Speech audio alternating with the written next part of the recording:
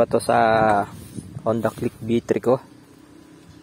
Kasi pag binuhay siya, pag bubuhayin ko, lakas ng vibrate niya. Tapos pag in-start ko siya, yan, ang lakas pa rin ng vibrate niya kung naririnig nyo.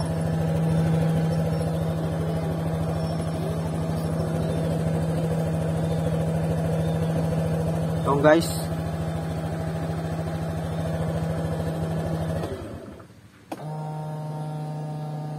ganun din siya kalakas pag naka-start na siya.